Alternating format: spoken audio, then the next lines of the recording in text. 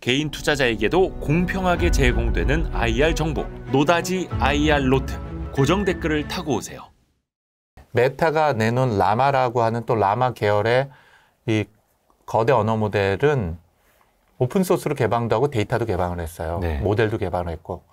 오픈 AI하고 마이크로소프트는 절대 안 하는 거죠. 네. 그런데 사람들이 이걸 가져다가 미친 듯이 달려들어서 전 세계 옛날 리눅스처럼 들어서 이거를 계속 개발하고 계속 개선하고 있는 거예요. 네. 그러니까 지금 작년 1년 동안에 가장 큰 변화가 뭐가 있었냐라고 가정하면 굉장히 큰 걸로는 점점 큰 원자로를 만들어가는 프로젝트들이 있었던 거예요. 그 중심에는 마이크로소프트 AI와 그 다음에 구글이 있는 거예요. 원자로 하나인데 핵분열을 하는 원자로 엄청나게 큰 걸 만드는 네. 프로젝트를 한 거예요. 반면에 메타를 중심으로 한 진영은요. 조그만 걸 만드는데 조그만 거를 10개씩을 붙여갖고 큰 거하고 동일한 성능을 내도록 만드는 걸 하고 일종의 뭐 소형 원자로처럼. 소형 원자로, 요즘에 유행하고 있는 소형 원자로 10개를 안전하게 만들고 그 10개를 붙여갖고 큰 원자로하고 비슷한 거를 만들도록 하는 거를 네. 구성을 하는 거를 하고 그거를 오픈소스로 개방했으니까 전 세계에 있는 기업들과 이걸 만들 수 없는 스타트업들이 들러붙어서 거기에 생태계가 만들어진 거죠, 현재. 아, 그러니까 대규모 언어 모델을 가질 수 없는 기업들이 메타가 오픈한 라마, 이리 와서 라마를 쓰세요 하면 다 붙어서 이걸로 또 생태계를 더 키워버리는. 그렇죠. 아, 그 전략으로 가는 거예요. 그렇죠. 그러니까 지금 마이크로소프트는 한 번도 개방형 전략으로 가본 적이 없어요. 근데 오픈 AI잖아요. 그래서 앞에서 오픈자 떼버려야 된다 하신 거예요? 그렇죠. 오픈 AI도 지금 개방 정책은 하나도 없어요. 그 GPTS라고 나왔지 않습니까? GPTS도요. 사람들이 들어와서 그 안에 들어와서 쓰는 거지. 네. 마치 우리가 네이버를 뭐라고 불렀죠? 네이버를 뭐라고? 네이버를 가두리 양식장이라고 불렀어요. 그 안에 들어와서 거기서만 놀고 거기에다 내가 그쵸, 생성한 카페, 모든 블로그 다 그 안에 놓고 내가 거기다 쓴 건 내가 바깥으로 갖고 나가기 힘들었죠. GPTS도 똑같아요. 그 안에 들어가서 그 오픈 AI의 GPT 안에다가 내 문서를 넣어서 그 문서에 기반해서 나만의 GPT를 만들도록 하는 거거든요. 그런 것들을 우리는 RAG를 한다 그래요. RAG. 네네네. Retrieval Augmented Generation이라고 얘기해요. 네. 네. 검색 생성 증강 기술이라고 얘기해요. 네. 근데 어쨌든 기술은 모르셔도 되는데 그것조차도 가두리 양식장인 거예요. 옛날 네이버처럼. 그 안에서 저희는 놀 수밖에 없어요. 내가 그 안에서 만든 걸 갖고 나갈 수가 없어요. 일종의 애플의 앱스토어 비슷한 그런 느낌입니까? 그런 느낌일 수 있는 거죠. 앱스토어에 있는 걸 제가 가져다가 제 개인적으로 쓸 수 있냐는 거예요. 못 쓰죠. 그리고 거기에 있는 걸 제가 안드로이드 올릴 수 있냐? 못하죠. 그걸 따로 만들어줘야 다른 되니까요. 방식으로 만들어야 된다고 하니까. 그렇죠. 마찬가지로 오픈 AI는 GPTS를 포함한 플러그인들이 다 가두리 양식장 안에다가 가둬놓고 이 안에서 놀아인 개념이에요. 반면에 메타는 누구 전략을 가져가냐? 라고 보면 안드로이드 전략을 가져가고 있는 거예요. 메타가. 네. 그러니까 소스 코드도 여기 있고 모델도 여기 있고 우리도 열심히 만들 텐데 여러분들도 만드세요. 무료예요. 누가 승리할지를 알 수 없는 거죠. 그러니까 안드로이드를 해서 개방을 했었던 구글과 iOS를 갖고 했었던 애플하고의 경쟁에서 누가 이기냐는 쉽지 않은 얘기예요. 누가 이기고 졌냐라고 말하면. 그렇죠. 아직 그 승패는 모르는 거. 앞으로도 양대 진영으로 갈 것 같고. 예를 들면 이익률로 보면은 애플이 월등하게 그렇죠. 높은 거고 네네네. 시장 점유율로 본다면은 안드로이드가 월등히 높은 거죠.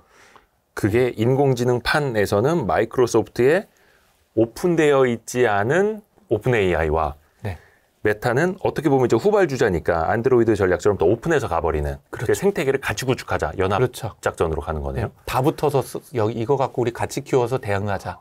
아니, 메타 주가가 미친 듯이 오른 이유가 있었네요. 그러니까 그 두 가지에 해당이 되는 그 대립 전략이라는 게 역사적으로 보면 어느 한쪽이 딱히 이겼다고 하기는 어렵지만 그 두 가지에 각각에서 1등하는 사람들은 각각에서 살아남아서 엎치락뒤치락을 해왔어요. 자기 진영에서. 그렇죠. 자기 진영 1등. 예를 들자면은 OS 기준으로 봐요. 네. 그럼 OS 기준은 마이크로소프트 OS하고 리눅스 OS 양대 진영이에요 지금. 그리고 지금도 리눅스가 있나요? 제가 몰라가지고. 지금 서버들은 몽땅 다 리눅스예요. 서버들은. 그러면은 서버가 아닌 거 관점으로 간다고 하면은 사실은 오픈으로 돼 있던 건 서버밖에 안 남은 거고. 네네네네. 실제로는요. 그 다음에 사용자가 사용을 하는 개인적인 거는 윈도우즈하고 그다음 맥OS라고 하는 그렇죠. 맥킨토시 또는 우리 요즘 쓰고 있는 애플 컴퓨터에만 있는 거 갖는 거 있죠. 예. 이렇게 두 양대 진영이 살아남아 있는 거예요. 반면에 예를 들면 휴대폰으로 가면 어떻게 되냐? 엔드로이드하고 iOS 남아 있는 거죠. 애플과 네. 그다음에 구글을 포함한 나머지 모두 다. 그러면 구글이 엔드로이드 독점하고 있냐? 아니에요. 예를 들면 중국에 있는 휴대폰 생산하는 화웨이는요. 구글하고 손 끊고 지들이 엔드로이드를 발전시키고 있거든요. 네. 그래서 이 두 진영이 어떻게 상호 상승작용하면서 발전할 거는 이제부터 게임이 시작되는 거죠. AI에서. 이것도 굉장히 큰 중요한 주제고요. 여기에 이제 구글의 스탠스를 볼 필요가 있죠. 그러니까 지금 구글은 거의 쏙 빠져 있고 모든 걸 이제 뭐 주가로 평할 수는 없습니다만 마이크로소프트, 뭐 메타도 심지어 이제 엄청나게 오르는 동안에 구글, 그 알파벳은 거의 그냥 막 상대적으로. 상대적으로 그렇죠. 네. 그리고 예를 들자면 지금 올라가고 있는 기업들을 본다면 마이크로소프트가 1위 탈환을 진짜 오래간만에 했었고 엔비디아가 있고 네. 메타도 예전에 빠졌던 거에 비하면 엄청나게 올라간 거죠. 그럼요. 과거에 비하면. 거기에 비하면 구글이 힘을 못 쓰고 있는 건 사실이에요. 그쵸, 그렇죠?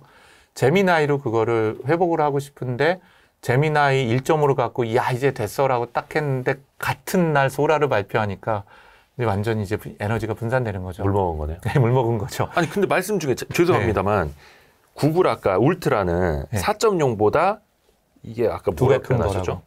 그 뇌라고 해야 될까요? 네, 뇌 크기가 2배 크다. 2배 큰 거고 네. 그리고 인간의 멀티모달도 크고 그렇죠. 한눈으로 볼 수 있는 글의 양과 책의 양도 수십 배 크고 시냅스도 1조 개에 달하고 네, 1조개에서 그러면 2조개 사이.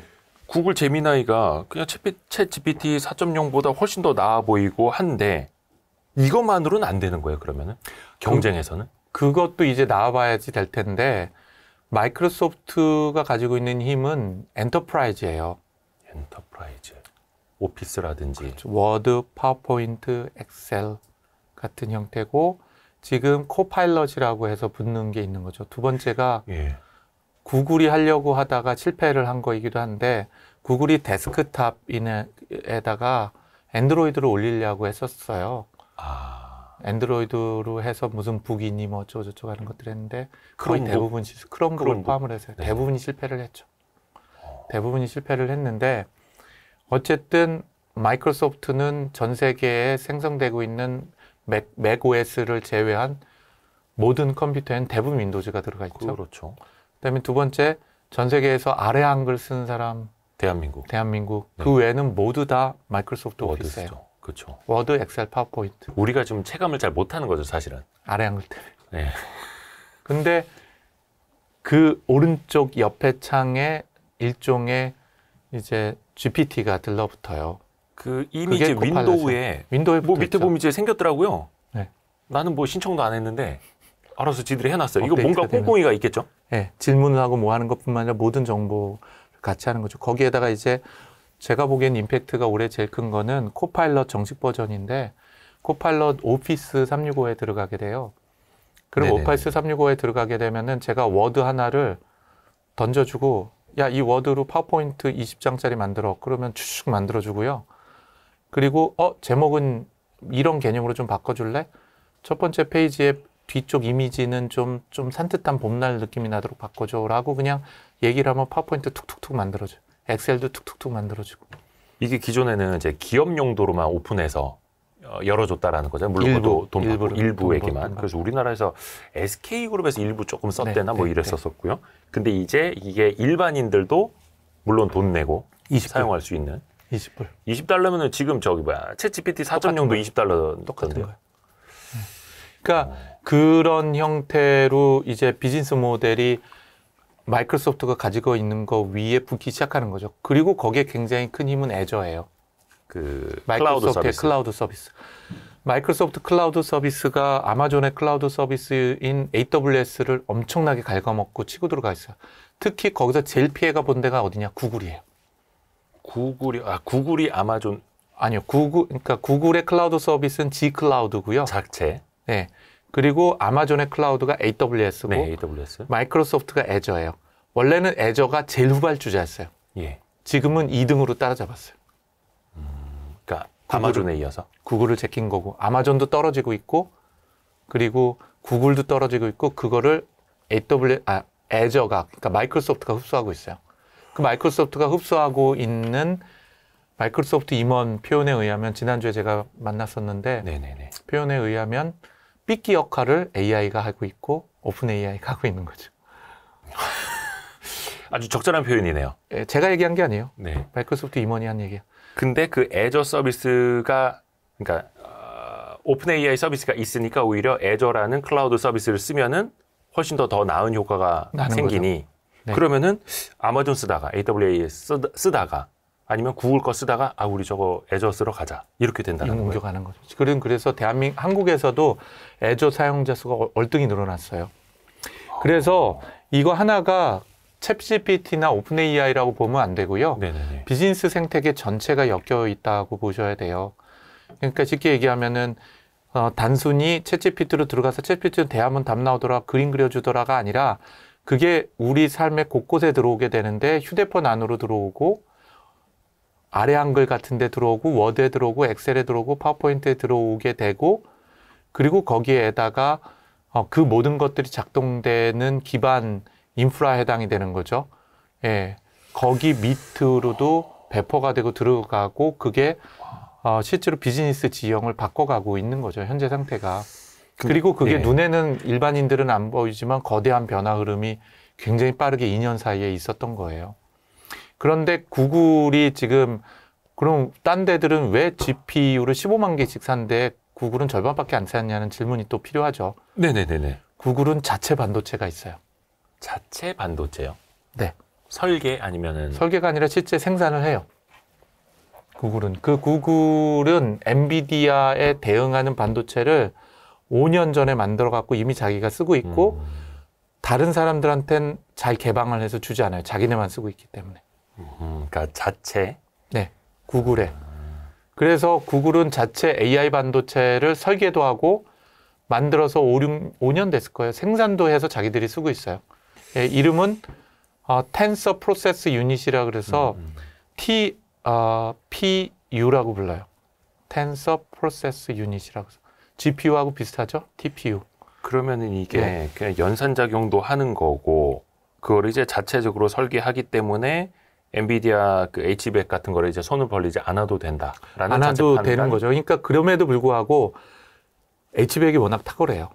네. 그러니까 이제 H100도 구매하고 자기네 TPU도 사용을 하는 거죠. 같이 쓸 수 있는. 동시에 사용을 하죠. 그러면 이 현상이 어떻게 될까? 이게 뭘로 연결되냐면 바로 샘 얼트만이 지금 전 세계 다니면서 9,000조를 펀드레이징을 하겠다라는 것하고 맞물려 있는 얘기인 거예요. 그 얘기 한번 여쭤볼게요. 네. 이게 사실은 이게 뭐 말장난 같기도 한데 7조 달러면 9,000조 원. 9,000조. 우리나라 1년 예산이 한 600 몇십 조 원 되거든요. 네. 한 13년치 예산이고 네, 우리나라 한 3, 4년치 GDP입니다. 맞아요. 이거를 하나의 기업이 네. 펀딩을 받겠다. 자금을 조달하겠다. 근데 하나의 기업이 될지 어떻게 될지 이제 좀 지켜봐야 될 텐데 제가 전망하는 건 이래요. 저도 이 분야에 오래 있었으니까 일단 예. 그 금액을 타겟으로 하진 않고 있는 거예요. 그럼 일단 세게 부르고 조금 받겠다는 거예요? 어떻게 되는 거예요? 조금 받겠다기보다는 예를 들자면은 9,000조 원이라고 칠게요. 네. 예를 들면은 세븐 트릴리언이에요. 7조 달러. 7조 달러. 7조 달러에 해당이 되는 거고 우리나라 돈으로 9,000조 원이다. 네. 그러면은 3,000조에서 4,000조까지는 전 모을 수 있다고 봐요. 그것만 해도 어마어마한 돈이에요.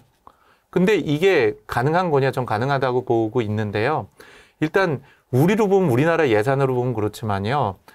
그 상해 지수 떨어진 걸로 보면 지난 3년 동안에 이거 우리나라 지금 난리 난. 우리나라 원체 이제 경제 규모가 아니요, 세계 경제 규모가 10위권이라 적은데 하더라도 이제 위에랑 크니까요. 예. 제가 말씀드린 건 국내 물린 분들 엄청 많잖아요. 어디가? 상해 지수. H 상해 지수도 지수. 그렇고. 예. 뭐 일단 뭐 항생도 그렇지만 뭐 네네네네. 상해 지수 물린 분은 워낙 많은데 상해 지수가 3년 만에 얼마 빠진 줄 아세요? 시가총액으로요?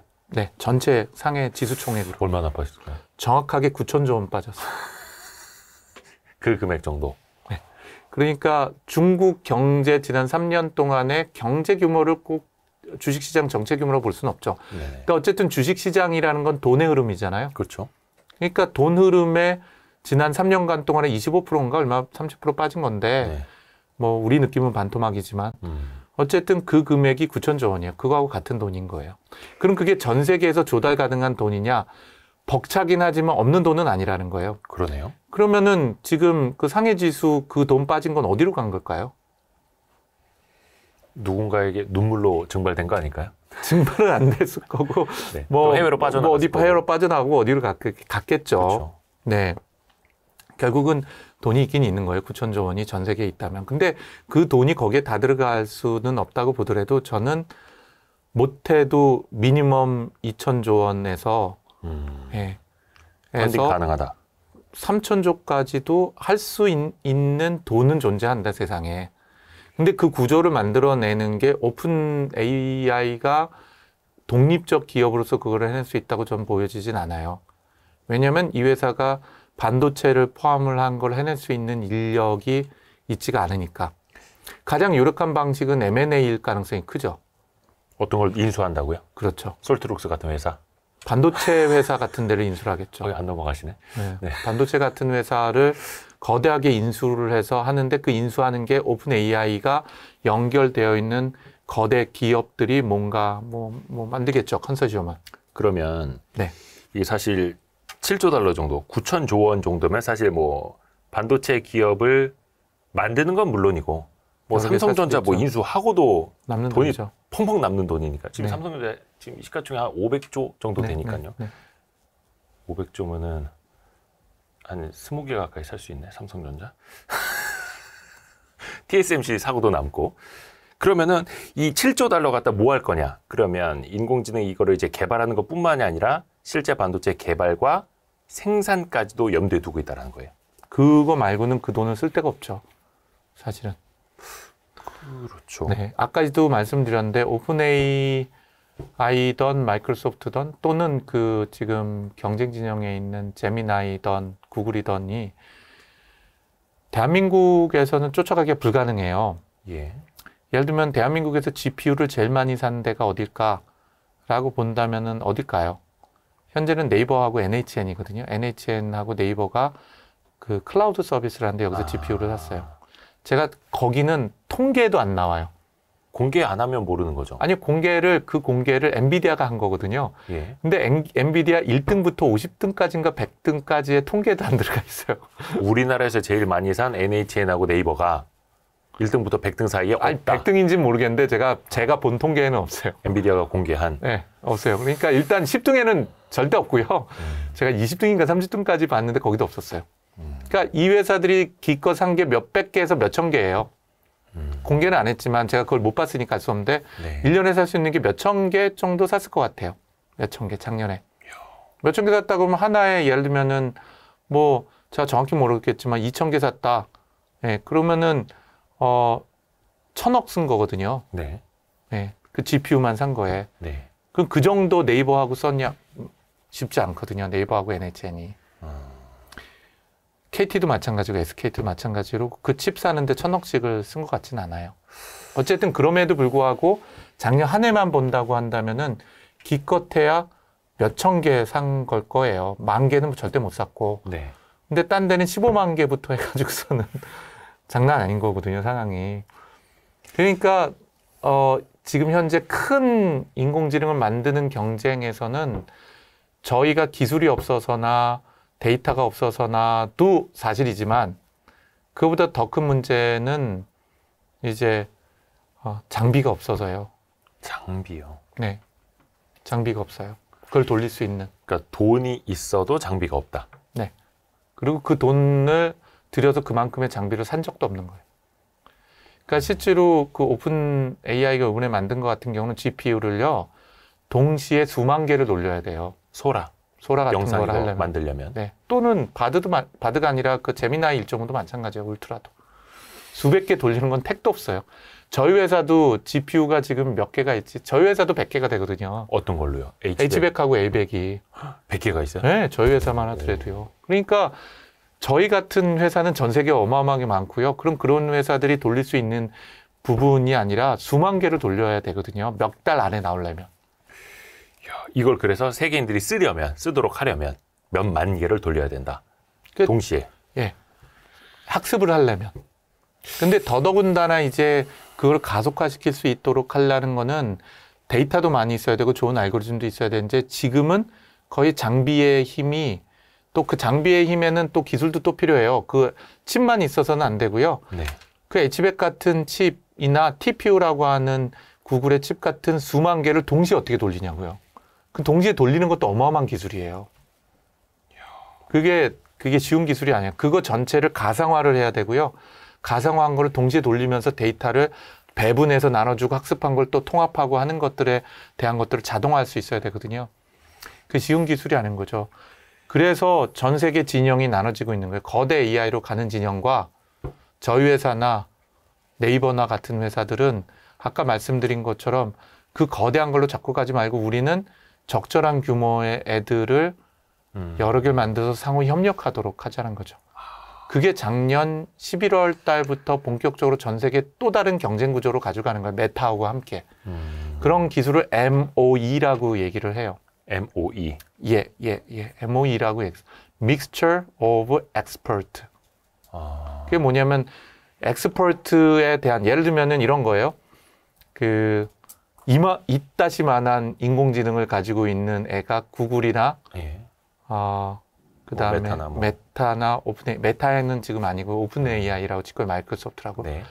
그러면 메타하고 다른 진영들은 어떤 노력을 하고 있는 거냐면 이따시만한 인공지능 뇌보다는 10분의 1밖에 안 되고 50분의 1밖에 안 돼요. 네.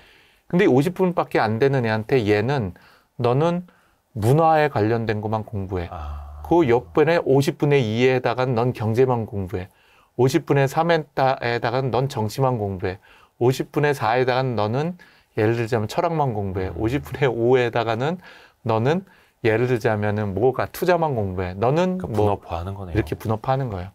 그렇게 분업화하는 애들을 조그맣게 만든 것들을 여러 개 만들어서 얘네들이 합쳐서 협력해서 일을 하도록 하는 거예요.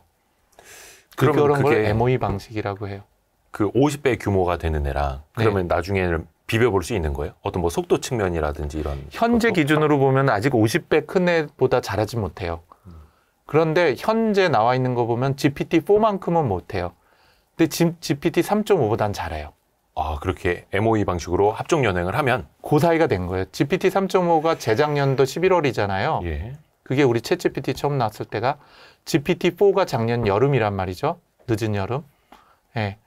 그런데 그 사이에 들어갈 수 있을 만큼인 거니까 1년 뒤처진 정도는 지금 현재 나와 있는 상태죠. 저희 회사도 그렇고. 그러면 지금 이 MOE라고 하는 Mixture of Expert, 이른바 인공지능을 하는 거예요. 회사들이 분업화해서 합종 연행하는 거. 아니, 회사들이 합종 연행하는 건 아니고 AI 여러 개를 만들어서 얘네들이 합종 연행해요. 이거를 다른 회사가 만든 거일 수도 있고 한 회사가 다 만든 걸 수도 있어요.